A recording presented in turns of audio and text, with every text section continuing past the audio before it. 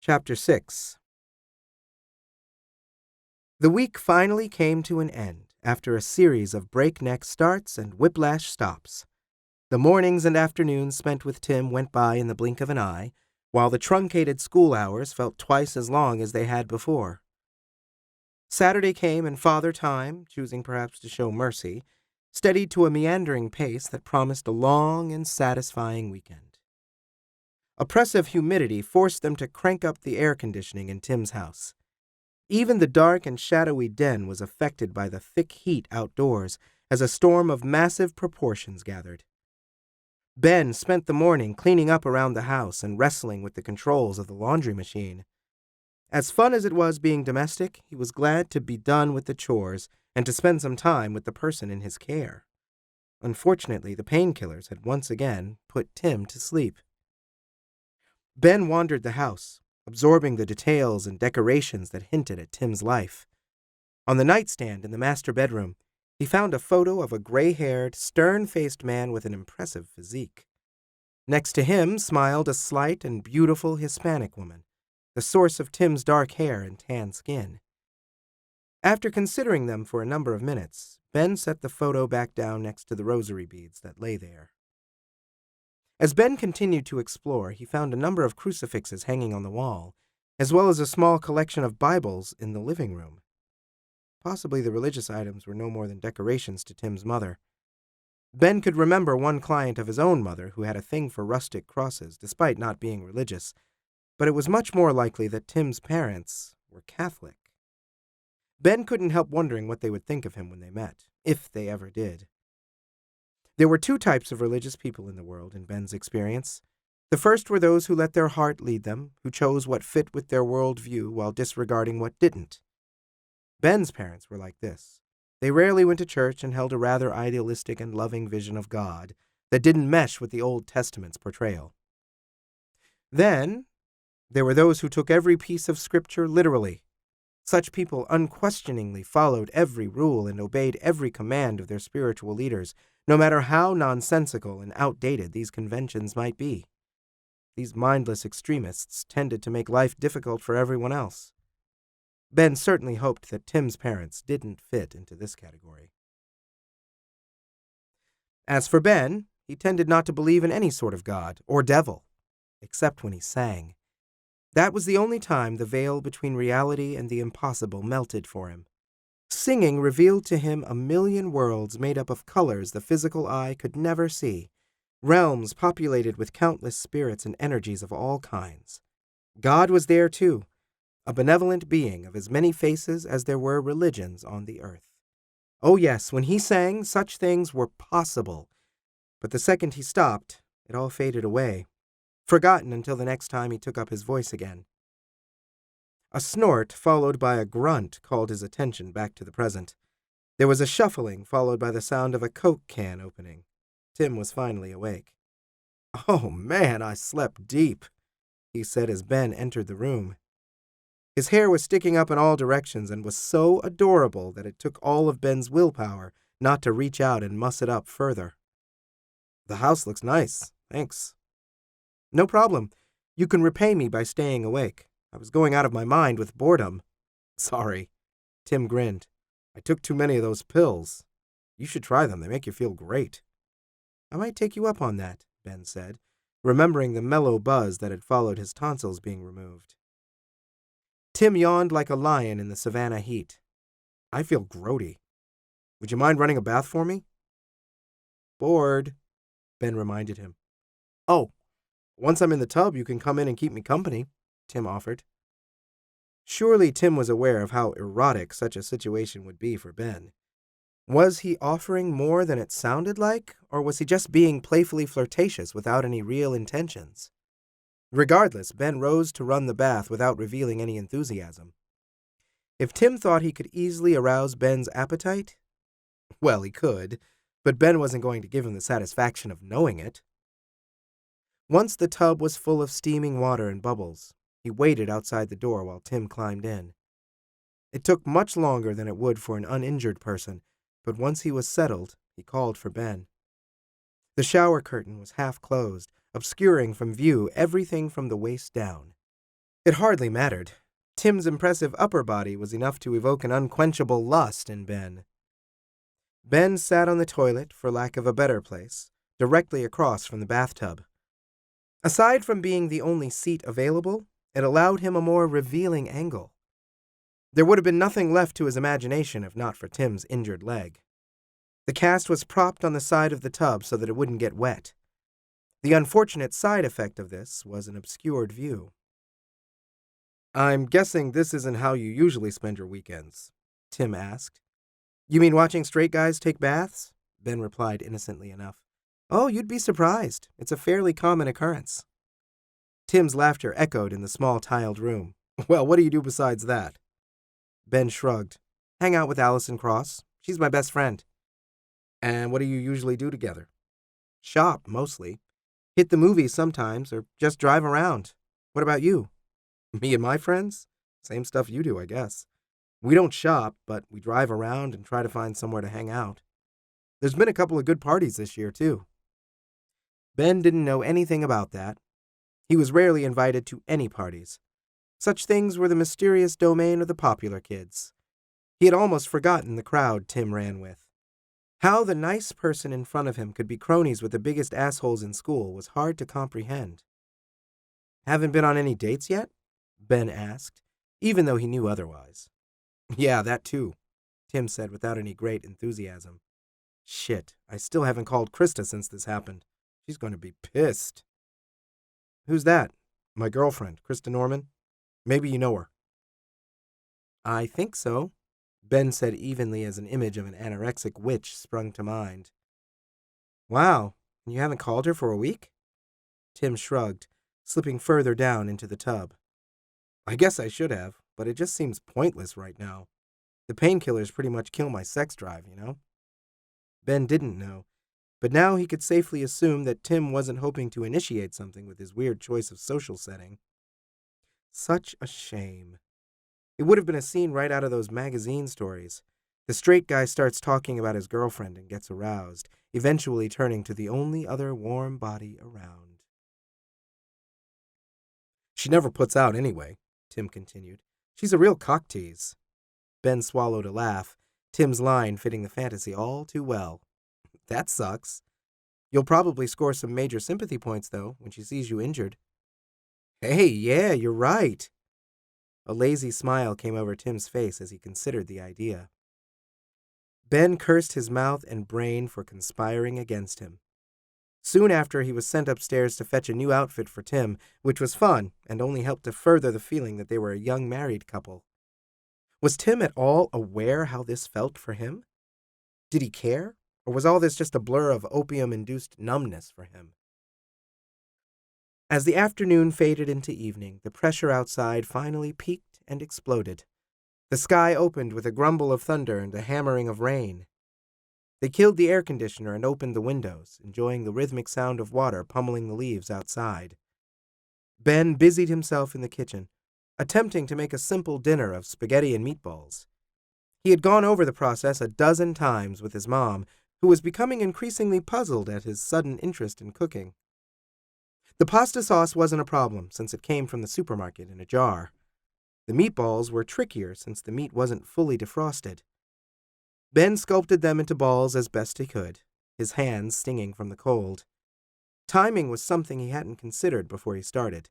The pasta was finished boiling before he had even started frying meatballs or warming up the sauce. He took the pasta off the heat but left it in the water in the hopes of keeping it moist. After an hour of effort, he ended up with pasta that was much too soggy and meatballs that were slightly burnt on the outside but barely cooked on the inside. Because he couldn't mess up the sauce, and as he had done with his pancakes, he used a generous amount of it paired with Parmesan cheese to help cover up his mistakes. Ben set the dining room table but abruptly changed his mind, feeling it revealed too blatantly his domestic fantasies. That and the result of his labors didn't seem worthy of such a formal presentation. He brought the plates into the den instead and placed them on the coffee table.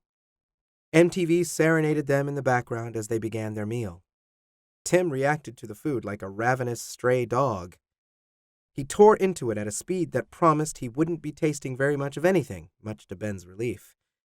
They were halfway through their meal when the power went off. A vehement snarl of thunder followed the sudden silence, the storm proclaiming its role in the outage.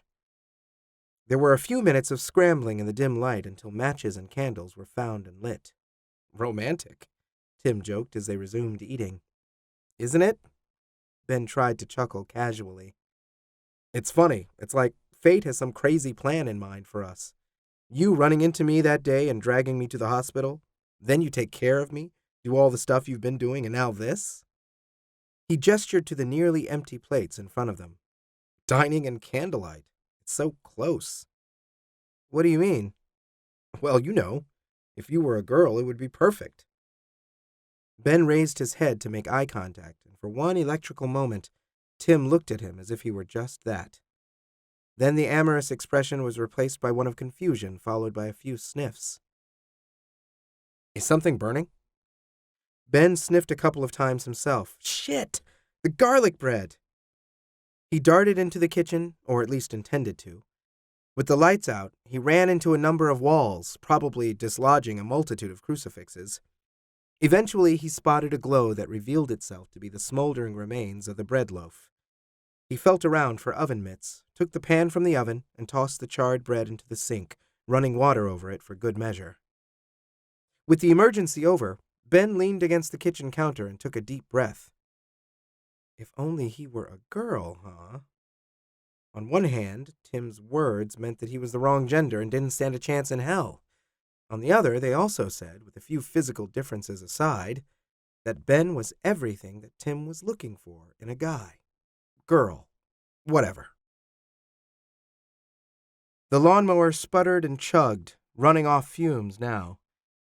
Ben eyed the 3 remaining strips of grass yet to be mowed and hoped he could finish without having to refill the tank. He broke into a run, pushing the mower ahead of him with all his strength. A few strenuous moments later, and the lawnmower gave one final protesting cough before dying, just seconds after the last blades of grass had been sheared. Ben smiled in satisfaction as he surveyed his work. The yard didn't look perfect, but then it never did. As he cast his eye over the lawn, a movement drew his attention to the house where his mother stood in the window. She was peering at him intently as she had been all day, treating Ben with suspicion ever since he had come home this morning. She had assigned him an unmerciful number of chores and regularly checked on him as he worked, as if to catch him doing drugs or whatever else she suspected. Once the mower was put away, he stepped into the kitchen which connected to the garage. All done then? His mother asked as she handed him a glass of Kool-Aid. Yeah, with everything, Ben gasped after chugging the drink. I'm going to take a shower now. Afterwards, you can help me make dinner, since you've been so interested in cooking lately. Yeah, all right. Ben took his time in the shower, since it was apparently the only time he would get any rest today. Some way to spend a Sunday. After he relieved himself sexually, he stood tranquilly under the stream of hot water for what felt like half an hour. Eventually, he reluctantly turned off the water and stepped out. Wiping the steam from the bathroom mirror, he eyed himself as he dried off, wondering all the while what Tim would think of his body. Was it good that Ben was so slender because it was more like a girl? Or would it be better if he had muscles that could compete with Tim's? Once he was downstairs again, his mother switched off her usual decorating TV program and hustled him into the kitchen. Chili, she announced, as she began pulling ingredients from the cabinets. This is one of the easiest things to cook. Ben helped her to reach some of the items on the higher shelves. His mother was so short that she actually made him feel tall. He had inherited his small build from her, as well as the blonde hair. Really, he didn't resemble his father very much. What did you eat last night at your friend's house? She asked casually as she turned the oven on. I tried making spaghetti, but it didn't turn out so well. So you cooked for his whole family? His mother turned her lie-detecting gaze on him. No, they were out of town. There was no point in lying. He never managed to get away with it. His mom saw through it every time. You didn't mention that when you called last night, she said. You were supposed to be out with Allison, but ended up at some guy's house, someone we've never met. Ben shrugged, knowing that the less he said, the better. Did you actually know this guy? Or did you meet him at a bar? she pressed. Ben laughed, feeling relieved at finally understanding the source of her worries. I wasn't at a bar, Mom. I don't even have a fake ID. I met Tim at school a few weeks ago. His mom didn't respond. Instead, she showed him the proper way to cut an onion, probably while rethinking her strategy. I just want you to be safe, she said, as she slid the diced onion off the cutting board and into a frying pan sizzling with ground beef. If you need something, like condoms or lube, you just have to ask. Ben fought to hold back his laughter. His mother was imagining all sorts of illicit sex, when the most that had happened last night was a few board games. He was pretty sure that a condom wasn't required to play Scrabble or Life. He's not my boyfriend, Mom. He's straight. She set down the can she was trying to open with a loud thunk. Then why are you cooking for him? And how come you haven't been home all week? What exactly do you two do together? Now she was back to suspecting drugs. She would be twice as shocked to learn that he had in reality been doing many of the same chores that he had tackled today. I just really like him, that's all. Oh, Benjamin, she said sorrowfully. You need to find someone who can return your feelings. You're just going to end up getting hurt. That's what everyone keeps telling me, he responded tersely. You haven't met any other gay boys at your school? He shook his head. None? Maybe we should get you a fake ID. We could go to the bar together. Sure, Ben laughed. You can help me pick someone out. I would, too. I just don't think that's the best place to meet someone. Have you thought about personal ads? Come on, Mom. Stop worrying about it. I'm sure I'll meet someone. I just hope it happens before I'm 30. It will. It's just a matter of time before someone realizes how special my baby is. Ben smiled as they continued making chili together. The recipe was easy. All he had to do was throw a bunch of stuff in a pot and let it cook. Even he couldn't mess this one up. You should have been honest, though, his mother said, almost as an afterthought. All that stuff about being out with Allison. Ben remained silent, wondering suddenly how she figured out that he hadn't gone to the movies at all. She's going to be in trouble with her father, too, you know. She continued in chastising tones. He sounded furious when he called last night. What? Allison's dad called? Late last night, after you called and said you'd be sleeping over. He asked if I knew where you two were, and, well... Ben didn't need her to finish. The sinking feeling in his stomach told him all he needed to know.